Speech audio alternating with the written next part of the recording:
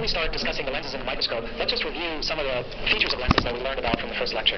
So here we have an object. This object is an arrow, and we're going to place that object to the left side of the focal plane of this particular lens here. And the object is going to be emitting light here. Some of that light is collected by this lens and bent, and it comes to a focus here using principles of ray tracing that we learned from the first lecture. And here is just another point in the middle of the object that again is being focused, and the bottom of this arrow again being focused to create an image on the other side of the lens.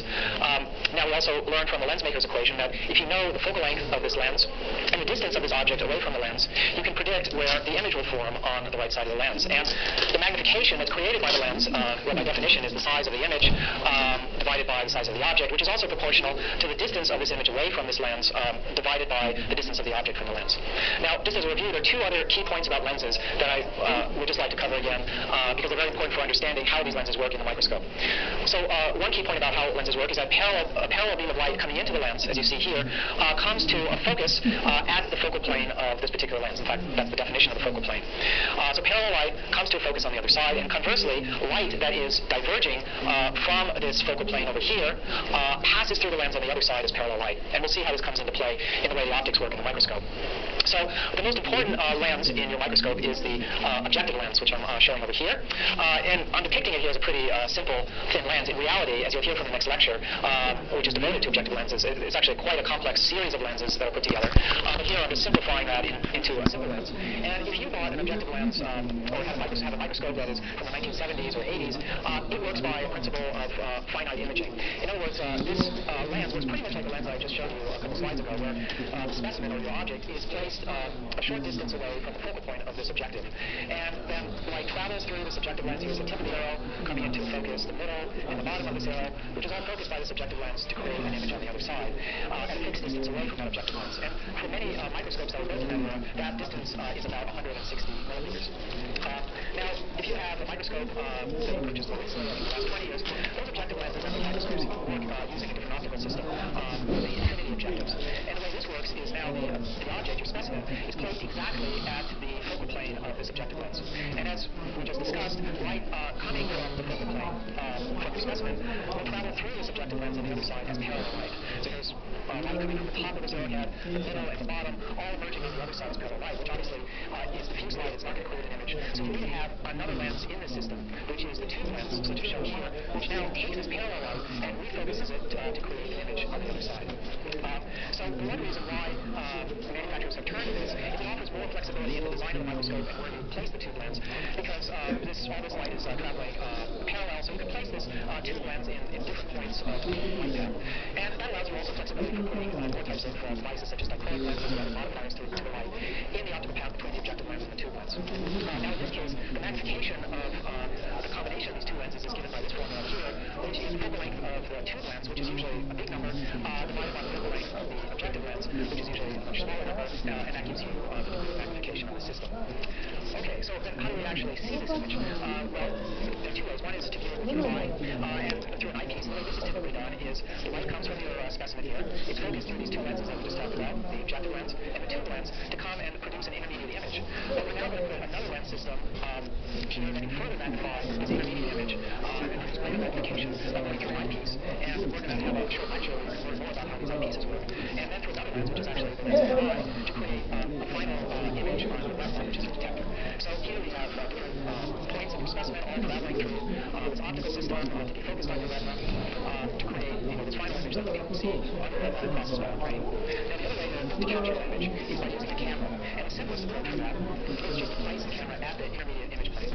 So again, here we just learned that light coming from your object travels through the objective and tube lens and comes into focus here from different points of the object, and this is the intermediate image plane. And we can just place a camera right at that intermediate image plane, and the detector now will be able to record this in-focus image. And for many cases, the magnification that you achieve through the objective and tube lens is sufficient. And we'll talk about how to optimize the proper magnification for particular cameras later on in this lecture series. In some cases, you may want to magnify the image more, in which case you can now introduce a projection eyepiece that again collects the light that's coming through this optical system from this intermediate image plane. It diverges, it's recollected by this eyepiece, which gives you additional magnification, and then ultimately focused on the camera. So we've just covered how lenses are used from the specimen to create an image either on a camera or through eyepieces to your retina. Now lenses are also used to illuminate the sample as well. additional special lecture on different kinds of lamps that are used in microscopy. And we need to collect and focus that light onto the specimen. And for transmitted light, the best way to illuminate the specimen is using a technique called chronoillumination. And the way this works is that you have your light source over here. And the light source is first goes through a collector lens, which is usually the lens is usually very close to the light source. Many microscopes also have an additional lens called a field lens. But the combined goal of the collector and the field lens is to focus light coming from the lamp, from point sources on the lamp. The light gets focused to a plane, which is the front focal plane of the condenser lens. So there's a condenser lens over here, and the front focal plane is usually right at the bottom of this condenser lens on an aperture that goes right there. And we just learned that if light is emanating from this focal point at the focal plane of this lens over here, it's then going to travel through the lens on the other side as parallel light. So here we have parallel light illuminating the specimen. And we're going to have a special laboratory where we're going to discuss, in fact, how to adjust all of these lenses to achieve chronoillumination. But the contrasting way of illuminating the specimen is called critical illumination. And in this case, instead of having focused parallel light on the specimen, critical illumination focuses light from the lamp directly onto the specimen. So an image of the light source is projected onto the sample itself. Now this can focus and create a very intense illumination at the sample plane. But because it creates an image of the lamp may be at the uneven filament and be very uneven, and that creates uneven illumination of the sample.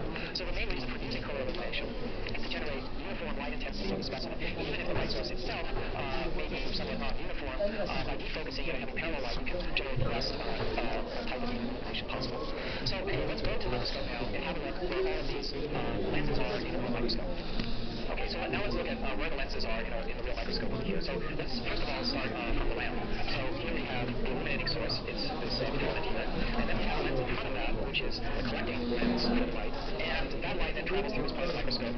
And in the top part of the microscope, there's a second lens, which is our field lens. And if we turn it upside down, you can then see this piece of glass, which is the field lens. And the combination of the collector lens and the field lens are used to focus the image of the lamp onto the front focal plane of the condenser. So that's the next lens in the system, so let's look at that one. Let's take out our collector lens over here. We can slide it out. And so if we look at the front part, this is the condenser lens itself over here. And the front focal plane of this lens is where an iris is placed. This is the condenser diaphragm. And we can close this diaphragm. So the image of the light source is focused onto this part over here. And light coming from the front focal plane of the lamp, like the condenser lens, will then travel on the other side as parallel light to illuminate the specimen. So then the next lens in the system here is objective lens. So we have a whole lecture on objective lenses. So this just shows the objective lens over here. And then the objective lens is used in conjunction with the tube lens that we talked about. The tube lens is kind of buried in the body of the microscope, so I can't show it to you. But light collected from the objective and the tube lens is then either focused onto the CCD chip of the camera over here, or this image created just in front of the eyepiece, and the combination of the lenses in the eyepiece with the lens of your eye is then used to create an image of the specimen on your retina. Okay, so the last point I'd like to cover in these lectures are conjugate planes in a microscope. And conjugate planes are different planes or locations in this microscope system that are in simultaneous focus. And when we look at these planes in the microscope system, they appear to be superimposed and in focus with one another. And let me illustrate this with some examples here. So first of all, we have image-forming planes.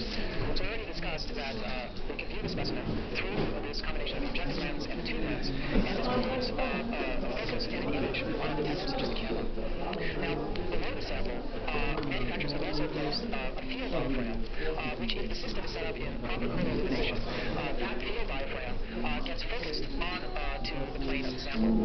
So there'll be an image. This field diaphragm is actually a physical entity. It's an iris, as I'll show you in a second, and it gets focused onto the sample. And in turn, it goes through the objective lens and the tube lens, and the image of this field diaphragm is also imaged onto it. If we're looking at this aligned microscope through a camera, what we see is the following. If we close down the field diaphragm, we see not only an image of the specimen over here, but we also actually see the image of the iris of this field diaphragm superimposed and in focus with the specimen itself. And by opening and closing the field diaphragm, as you'll see in a second, we can restrict or enlarge the field of view. So now let's talk about the conjugate image planes of the microscope and show you where they are. So first of all, let's discuss the image-forming planes, starting with the field diaphragm. So the field diaphragm is an iris that's in front of a lamp, and In fact, if we take this unit apart here, we can see this iris in the body of the microscope and we can see it open and close. If we adjust the position of this condenser lens appropriately on this rail, we can focus the image of that iris onto the specimen plane. So the image of the iris will be superimposed on the specimen. And the specimen and the field diaphragm, those images will then be projected by the objective lens and the tube lens either directly onto the CCD chip or through a combination of the eyepiece and your lens onto your retina. There's also a separate group of planes that are involved in illumination, in corneal illumination. So again, we talked about how the light source is focused through these set of lenses onto the front focal plane of the condenser lens. This is also the location of an iris diaphragm at this front focal plane. And then it comes out as parallel light bathing the specimen, which gets refocused to the back focal plane of the objective lens. And then it travels through and it becomes diffuse again at the detector, so we can't see an image of the light source. But we can see an image of the light source here at the front focal plane of the condenser. And there's also an image of the light source at the back focal plane of the condenser as well. Now normally we can't see the image of the light source on the camera with your eyepiece because we're looking at the wrong focal plane. But if you put another lens in the system, which is often called a portrait lens, or also an eyepiece telescope, instead of focusing on the specimen like we normally do, we can focus on the back focal plane of the objective and now see an image of the light source. And in fact, that's a technique that we can use to center our light source and make sure that everything's aligned properly for corneal illumination. So again, we'll go through these steps at the microscope and show how you can use the Bertrand lens to image the light source. So there's a separate set of planes for imaging the illuminating source. So the light source starts off with a physical object of a filament in the bulb, and the image of that light is then focused in corneal illumination through the collector lens field lens onto the front focal plane of the condenser lens, where there happens to be an iris that opens and closes.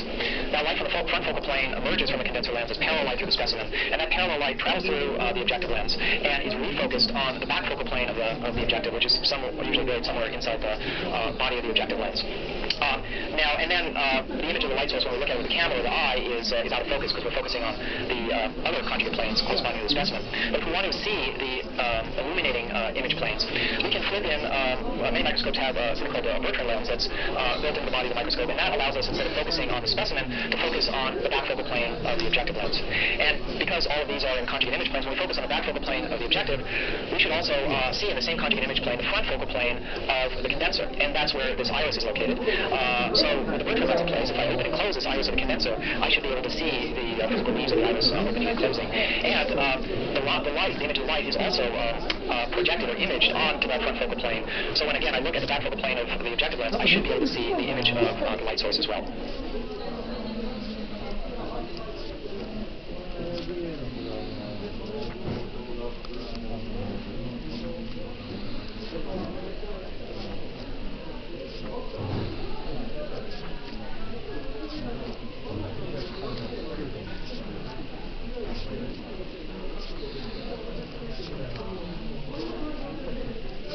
Light itself has an intrinsic grain, and that is you can take an image at very high resolution, but if you keep blowing it up and magnifying it more and more, you don't actually get more information. And I'd like to talk about why that is, because this is limited traditional forms of microscopy with a limit that's related to the diffraction of light, and I'll explain what that is. And this diffraction limit ultimately leads us to a irresolvably small spot of light, which is based on something known as the point spread function that limits the resolution of traditional forms of microscopy. So to begin, I think we have to talk about why light doesn't behave in a way that just would allow infinite magnification. And that is that for most of us, anyone who's held a laser pointer, you get the impression light travels in straight lines, and then it should be very straightforward to understand where light goes. And the best example of this for imaging is the simplest of all imaging devices, the pinhole camera. I just want to show you a picture of the pinhole camera here. Pinhole camera is a device that has a box, and this box has a pinhole in it. And the box usually has a piece of photographic paper. Inside the box is sealed. I've not shown the sides of the box. And the photographic paper is looking at the world, and the world is being seen through a single pinhole. In this case, the world consists of a single lamppost shown over on the side of this image. And the idea of the pinhole camera is very straightforward. It's that light from each part of the lamppost goes in all directions, but because the pinhole is only in one place, only one ray of light from each part of the lamppost gets through the pinhole. So the very top of the lamppost has light going in many directions. The two dotted lines are two directions light is traveling that bumps into the wall of the box, but one of the rays, the one that's solid, goes through the pinhole and ends up down here. Similarly, light from the bottom of the lamppost goes in all directions, but the only light that passes through the pinhole is the part that ends up here. And so so it goes for every object in space. And so if you leave the photographic paper inside a pinhole camera long enough, you get a very nice picture of the world. And if this were the way light actually acts, then we should be able to do very high resolution, because light just travels in straight lines, and we should be able to expand objects. For example, if we move the piece of photographic paper farther away from the pinhole, that object gets bigger, and it should get bigger and bigger and bigger, and you should get more and more resolution. So that ultimately every little fact of life in the real world should end up on that piece of paper. It turns out, however, that there are certain problems with the pinhole camera, and that is which limits its resolution. And I want to give you one obvious example. You can see that if the pinhole were bigger, this image would get fuzzy, because there would be more than one ray of light from the top of the lamppost that would get through the pinhole, and it would blur the image down here. So a big pinhole wouldn't work at all. In fact, if there was no pinhole at all, you wouldn't get an image of the world. You just get light on this piece of paper. However, you might imagine we should get better resolution if we turn the pinhole down. It would be a sharper image as the pinhole got smaller and smaller, restricting only a single ray of light from each position from getting through. But the surprising thing about a pinhole camera is that if you make the pinhole very small, as shown here, so now that only a very infinitesimally small amount of light gets through, then suddenly the image gets blurry again. And this blurriness ultimately is because light is not traveling in straight lines. Light is bent at that pinhole. It's diffracted, and that bending of light is ultimately what limits the light microscope. So I want to explain why the light bends, because I think if you understand why the light bends, you'll understand why microscopes have limited resolution.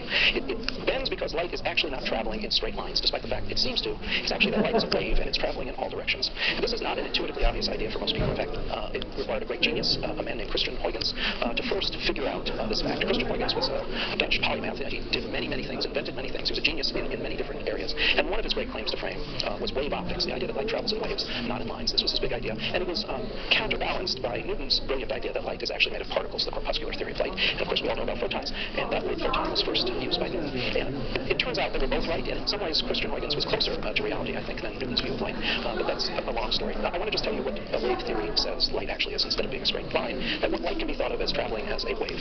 And a wave might be thought of as a straight plane wave. And by plane wave, you would have a front of light moving in a particular straight direction, as these arrows say. And that wave front, it would be like the breaker at a beach, a long linear wave moving forward, and right behind it, at its wavelength, is another wave, and behind it is another wave. So each of those vertical lines consists of one of these waves. And right below that little sinusoid is a way to represent it in two dimensions, just the direction of the wave. The wave is waving up and down, but the light is moving left and right. It's called a plane wave because, in fact, it's not a single line moving, but it's actually a plane waving, and right behind it another plane waving. So that's why it's called a plane wave. Wave optics says that in addition to plane waves, the light can travel in directions that either converge to a point or diverge. And these are known as spherical waves, where the wave front, rather than being a straight line, is now a curved surface. It could even be a sphere in which the light is traveling out from a single point or converging in towards a single point. And there you might draw it that way. So spherical waves are the curvature of a circle or a sphere, and plane waves are the surface of a plane. Now, Huygens' idea was that the elemental unit of light was not these plane waves, but the plane waves and these spherical waves were composed of very small, infinitesimally small objects that now are called Huygens wavelets, which are little points of light that distribute their light in all directions that have no directionality at all. He called these wavelets, and to this day we use that term wavelet. And many aspects of the way a photon behaves in space before it interacts with matter is very much like a Huygens wavelet. That is, the light is traveling in all directions, and where it ends up has a lot to do with where there's no interference, as opposed to where it doesn't end up are sites where light is interfering. And I'll explain that in a second. So a Huygens wavelet can be thought of as a pulsating little point of light. I'm showing here sort of a diagram of that pulsation, where there'd be a point of light, and that pulsation, that is sort of the fluctuation of the wave, or the distance between the crests of these waves. Unit of light, it's an infinitesimally small unit, and shorter wavelength light has the spacing closer together, and the frequency of the pulsing higher. At any instant in time, a wavelet might look as shown on this side on the left here, with a series of rings, each of which have the same amount of energy, but because each ring is larger, the amplitude of the wave gets smaller and smaller as one goes out at any one point. The intensity one sees is the square of the amplitude of the wave, and then one has to integrate that over at least one wavelength. So one has a very bright spot and a progressively dimmer light, or if you integrate the effect of a wavelet over time. So how do these wavelets explain plane waves and spherical waves? That's easy to see by Huygens' original drawings, and here's a more modern version of these drawings, which is that a plane wave shown in this diagram is just a series of wavelets that are aligned in a straight line, as shown here. And those wavelets have a leading edge, which is the wavefront of each of them, and that a line of those leading edges gives a straight line, and in that direction there's nothing to interfere with them, so that moves forward, and the next wavelet, the next wave comes right behind it. Spherical waves are a similar idea, but rather than being a straight line of wavelets, the wavelets are on the surface of a sphere, and they can either be diverging, so the light is leaving a point, spreading out in space, or converging, as occurs, for example, when a laser is focused to a spot in a specimen. Beyond the spot, the light rediverges, so a converging spherical wave generates a diverging spherical wave. So there are spherical waves and plane waves. Now, how does this help us understand why